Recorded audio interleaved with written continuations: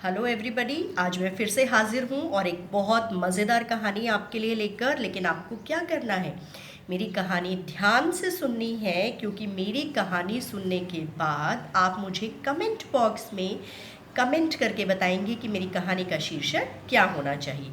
तो आइए शुरुआत करते हैं। कहानी है दो ब्राह्मण पुत्रों की। एक का नाम है सोमवीर और दूसरे का नाम है बटुक। तो जैसा कि नाम है वैसा ही उनका स्वभाव है। सोमवीर जो है बहुत शांत प्रवृत्ति का है, बहुत धार्मिक प्रवृत्ति का है, और जो गुरुजी उन्हें सिखाते हैं वो बिल्कुल लकीर, पत्थर की लकीर मानकर उसे सीखता है और समझता है। दोनों थोड़े बड़े होते हैं तो माता पिता सोचते हैं कि चलो इन्हें आगे की शिक्षा देने के लिए गुरु के आश्रम में भेज देते हैं। अब दोनों मित्रों को गुरु के आश्रम में भर्ती करवा दिया जाता है। उनकी शिक्षा दीक्षा चालू हो जाती है। होते तो दोनों ही मित्र बहुत होनहार हैं, लेकिन दोनों के स्वभाव में ज़मीन आसमान का फर्क होता है। जहाँ सोमवीर बहुत शांत प्रवृत्ति का था, कुशाग्र बुद्धि का था और गुरुजी की कही हुई बातों को कंठस्थ कर लेता था, और गुरुजी के समझाए हुए संदेश में जो गूढ़ बातें होती थी, गूढ़ यानी बेटा जो छुपी हुई बातें होती थी, उन्हें भी वो समझ लेता था। वहीं हमारे बटुक जी थोड़े क्रोधी स्वभाव के थे, बहुत जल्दी उन्हें गुस्सा आ जाता था, और वे बातें जो गुरुजी के संदेश में छुपी हुई होती थी वो तो उसे आसानी से समझ ही नहीं आती थी। अब गुरुजी अपने प्रत्येक पाठ के बाद, प्रत्येक शिक्षा के बाद बटुक को ये ज़रूर समझाते थे कि बेटा हमेशा मीठा बोलो, हमेशा बुद्धि से काम लो, हमेशा परिस्थितियों के अनुसार व्यवहार करो। लेकिन बटुक महाशय तो बटुक ठहरे, तो उनको आसानी से बात समझ ही नहीं आती थी, और उसे गुरुजी पर भी बड़ा क्रोध आता था कि क्या गुरुजी को जब देखो मुझे ही भाषण पे लाते रहते हैं, मुझे ही सिखाते रहते हैं। सोमवीर इनका बड़ा चहेता शिष्य है, देखना मैं एक दिन बड़ा होकर इन्हें दिखा दूंगा कि मैं सोमवीर से बड़ा लायक हूँ। ऐसे ही वर्षों बीत जाते हैं। अब दोनों मित्र अपनी शिक्षा दीक्षा ग्रहण करके बड़े हो जाते हैं और गुरुजी से कहते हैं कि गुरुजी अब हमें आज्ञा दीजिए कि हम आपको गुरु दक्षिणा दें और हम अपने जीवन का प्रारंभ करें। अब गुरुजी कहते हैं मैं गुरु दक्षिणा आप तुमसे तब लूँगा जब मैं पहले तुम्हारी परीक्षा लेकर देखूँगा कि क्या तुम दोनों मेरी पढ़ाई हुई चीज़ें या जो मैंने शिक्षा तुम्हें दी उसमें सफल हुए या नहीं। अब सोमवीर जो है और बटुक दोनों कहते हैं हाँ गुरुजी हम परीक्षा के लिए तैयार हैं। अब बटुक जो है उसका ध्यान गुरुजी की शिक्षा और गुरुजी के निर्देशों की तरफ नहीं है। उसका ध्यान कहाँ है, देखना मैं सोमवीर को हरा दूंगा, मैं गुरुजी को दिखा दूंगा कि मैं ही इनका उत्तम छात्र हूँ। अब गुरुजी जब दोनों को परीक्षा देते हैं तो दोनों को एक टास्क दिया जाता है, और वो टास्क क्या होता है, गुरुजी कहते हैं कि आज प्रातःकाल तुम दोनों गांव में जाओगे, अलग अलग दिशा में जाओगे और भिक्षा मांग कर खीर बनवाकर तुमने खानी है या मेरे पास लेकर आनी है, और मैं देखूंगा जो स्वादिष्ट खीर लेकर आएगा और जो ज़्यादा मात्रा में खीर लेकर आएगा वही विजेता है। अब दोनों मित्र हैरान, ये कैसी परीक्षा है, जबकि गुरुजी की इस परीक्षा में बहुत सारी चीज़ें शामिल थी। किसी से कुछ अपनी इच्छा के अनुसार कार्य करवाना, यानी मीठा तो आपको बोलना ही पड़ेगा, और परिस्थिति के अनुसार आप व्यवहार करेंगे तभी सामने वाले से चीज़ निकलवा सकते हैं। अब क्या हुआ, दोनों मित्र चल दिए अलग अलग दिशाओं में। अब पहले पहुँचे हमारे सोमवीर जी। जैसा कि मैंने आपको कहा बहुत ही शांत स्वभाव का था सोमवीर, बहुत ही कुशाग्र बुद्धि था, और गुरुजी की हर एक शिक्षा को उसने कंठस्थ किया था, बुद्धि में बिठा रखा था कि गुरुजी क्या कहना चाहते हैं।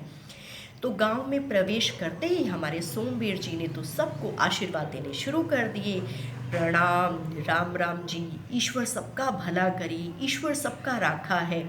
ऐसा करते करते सोमवीर चला जा रहा था। अचानक उसने देखा कि एक बुढ़िया आंगन में झाड़ू लगा रही है और उसके आंगन में भैंस भी बंधी हुई थी। अब सोमवीर को लगा कि भाई ये घर बढ़िया है, यहाँ तो मुझे खीर बड़ी आसानी से मिल सकती है, भैंस बंधी है तो दूध भी होगा। देखा, सोमवीर ने अपनी बुद्धि का प्रयोग किया, और जाहिर सी बात है कि अगर मैं इस बुढ़िया की थोड़ी सी भी सहायता करूं तो ये प्रसन्न होकर मेरे लिए खीर बना देगी। अब सोमवीर जाकर आवाज़ लगाता है, भिक्षाम देही माते, भिक्षाम देही। बहुत ही मधुर आवाज़ में सोमवीर पुकारता है। अब वो बुढ़िया माई जल्दी से बाहर आती है और पूछती है, और ब्राह्मण पुत्र आपको क्या चाहिए।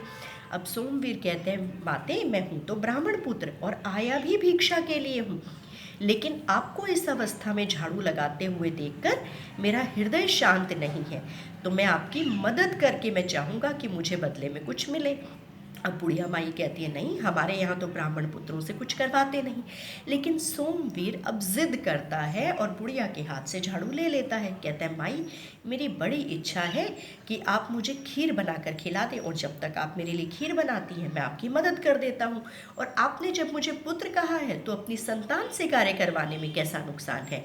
अब बुढ़िया माई ब्राह्मण पुत्र यानी हमारे सोमवीर के इतने मीठे वचन सुनकर बहुत प्रसन्न हो जाती हैं। फटाफट जाती हैं, बड़ा सा पतीला उठाती हैं, ढेर सारा दूध डालती हैं, उसमें चावल डालती है, ढेर सारे काजू बादाम किशमिश सब कुछ डालकर खीर चढ़ा देती है। और इधर हमारे सोमवीर जी बूढ़ी माई का आंगन साफ कर देते हैं। वैसे तो इन्हें भिक्षा मांगनी चाहिए, लेकिन किसी की मदद करना भी तो बुरा नहीं है, और भिक्षा मांगने से तो अच्छा ही है। अब जितनी देर में सोमवीर आंगन साफ करता है, बुढ़िया माई जो है वो बढ़िया सी स्वादिष्ट खीर सोमवीर के लिए तैयार कर देती है। अब सोमवीर क्या करता है, सबसे पहले भोग लगाता है। कहते हैं, माई प्रसाद तो आपने तैयार कर दिया, लेकिन जब आपके हाथों से प्रसाद मिला है तो इसका भोग ज़रूर लगाएंगे। अब बुढ़िया माई और सोमवीर बैठकर दोनों प्रसाद का भोग लगाते हैं, और उसके बाद सोमवीर थोड़ी सी खीर बुढ़िया माई के साथ बैठकर खाता है। और उन्हें क्या कहता है, बुढ़िया माई से कहता है कि माते, आपने जब मेरे लिए इतनी स्वादिष्ट खीर बनाई है तो जब तक आप मेरे साथ ये प्रसाद ग्रहण नहीं करेंगे तब तक मैं नहीं खाऊंगा। अब बुढ़िया बड़ी खुश हो जाती है। अब सोमवीर जो है बुढ़िया माई के साथ बैठकर प्रसाद ग्रहण करता है और जाते हुए बड़े आशीष देता है कि माँ, इतनी स्वादिष्ट खीर आपने बनाई है, और प्रभु करे कि हमेशा आप ऐसे ही तरक्की करें। आज आपके आंगन में एक भैंस बंधी है, ईश्वर करे आपकी 4-5 भैंसें हों, आपके बेटे बहुत तरक्की करें, आप खूब खुश रहें हमेशा। चलिए, बुढ़िया बड़ी खुश हो जाती है और हमारे ब्राह्मण पुत्र यानी सोमवीर जी बुढ़िया माई के हाथ से वो खीर एक बर्तन में पैक करवाते हैं और चल देते हैं अपने आश्रम की तरफ। अब आप सोच रहे होंगे हमारे बटुक महाशय कहाँ गए। अब बटुक जी गए दूसरे ग्रामीण में, गर्मी का समय था ही।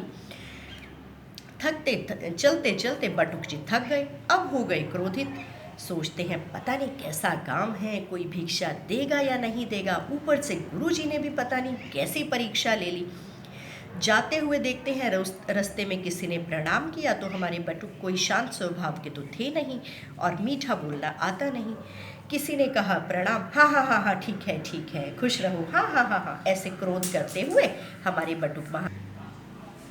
अब बटुक महाशय भी पहुंच जाते हैं गांव में, और देखते हैं कि गांव में जगह जगह सभी औरतें व्यस्त हैं, कार्य कर रही हैं। सबसे बटुक भिक्षा मांगते हैं, थोड़ी बहुत भिक्षा उन्हें मिल जाती है। थोड़ी आगे जाने पर बटुक देखते हैं कि एक घर में भैंस बंधी है। बटुक सोचता है, इतनी जगह धक्के क्या खाने, चलो क्या पता यहाँ पर दूध वगैरह मिल जाए। तो बटुक वहाँ जाकर देखता है कि एक युवा स्त्री जो है वो वहाँ पर झाड़ू लगा रही है।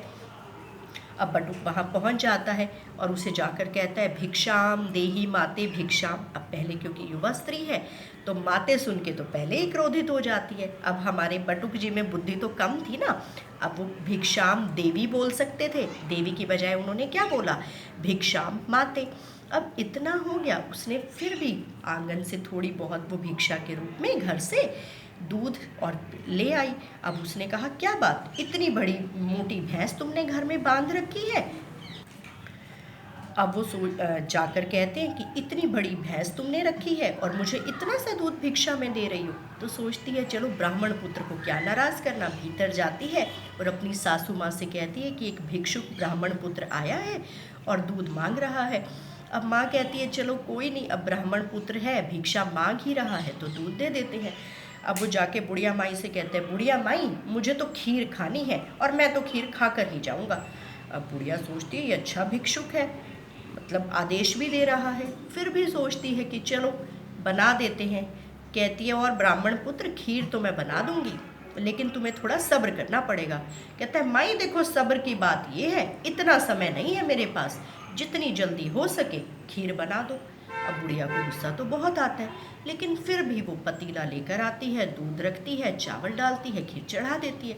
अब गुस्से में तो बुढ़िया भी आ गई थी, एक तो खीर बना के खिलाए और ऊपर से कड़वे वचन भी सुने। वो कोई उसमें बादाम या मीठा ऐसा कुछ भी नहीं डालती। अब खीर जब तक पक रही होती है ये ब्राह्मण जो पुत्र है बुढ़िया माई से सोचते हैं कि चलो वार्तालाप ही कर लेते हैं। बुढ़िया माई से कहती है, और बुढ़िया माई तेरे यहाँ एक ही भैंस है क्या? बुढ़िया माई कहती है, हाँ जी ब्राह्मण पुत्र, एक ही भैंस है। मेरा बेटा लेकिन व्यापार करने के लिए दूर गया हुआ है, अगर बढ़िया कमाकर धन लेकर आएगा तो हम और भैंस खरीद लेंगे और तरक्की हो जाएगी। कहते हैं, हाँ कमाकर लाया तो ठीक, क्या पता नुकसान ही हो जाए तुम्हारे पुत्र को। अब बुढ़िया को बड़ा गुस्सा आता है कि कितना अशुभ बोल रहा है मेरे बेटे के लिए, फिर भी चुप हो जाती है। फिर बुढ़िया माई से कहते हैं, बुढ़िया माई घर तो तूने बहुत बढ़िया बना लिया, बहुत बड़ा है, दरवाज़ा तो तूने छोटा सा ही बनाया। बुढ़िया माई कहती है, आने जाने के लिए दरवाज़ा कोई बहुत बड़ा होने की ज़रूरत थोड़ी है।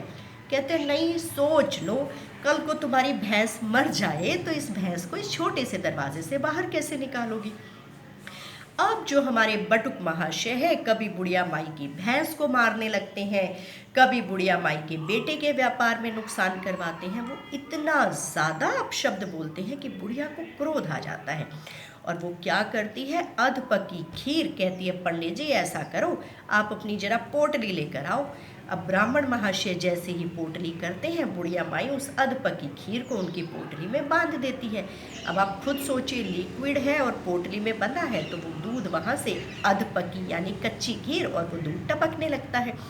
अब बेचारे बटुक महाशय मुंह बनाते हैं, बड़बड़ बड़बड़ करते हुए अपनी पोटली उठाकर लेकर चले आते हैं। अब रास्ते में जो भी उन्हें देखता है वो हंसता है और बटुक महाशय से पूछते हैं, और पंडित महाशय, ब्राह्मण महाशय बताइए ये क्या टपक रहा है। क्रोध में तो होते ही हैं बटुक जी, किसी को कोई उत्तर नहीं देते और आश्रम पहुंच जाते हैं। अब जाते ही गुरुजी देखते हैं, गुरुजी भी अपनी हंसी नहीं रोक पाते और पूछते हैं, और बटुक तेरी पोटली से क्या टपक रहा है। आज अब हमारे बटुक को समझ में आता है और कहता है, गुरुजी मेरी पोटली से मेरी ज़बान का रस टपक रहा है। और जैसे ही बटुक ये कहता है, गुरुजी कहते हैं, बटुक आज तुम्हारी शिक्षा पूर्ण हुई, क्योंकि बाल्यावस्था से मैं जो तुम्हें शिक्षा दे रहा था कि हमेशा मीठा बोलो, ज़बान से कुछ भी मीठा बोलने में धन खर्च नहीं होता, लेकिन आप अपनी मीठी वाणी के माध्यम से किसी को भी अपने वश में कर सकते हो। और आज हमारे बटुक महाशय को समझ में आ जाता है कि ज़बान का रस किसे कहते हैं। तो मेरी कहानी का शीर्षक मेरे अनुसार तो है ज़बान का रस। और जैसे कि मैंने आपको शुरू में ही कहा था, आपको क्या करना है, आपको मेरी कहानी पूरी सुननी है और इसका टाइटल क्या होना चाहिए आप कमेंट बॉक्स में मुझे ज़रूर लिखकर बताएंगे। और कहानी अच्छी लगे तो लाइक और सब्सक्राइब ज़रूर करेंगे। तो सी यू देन, मैं फिर से जल्दी ही हाजिर होंगी एक नई और मज़ेदार कहानी के साथ।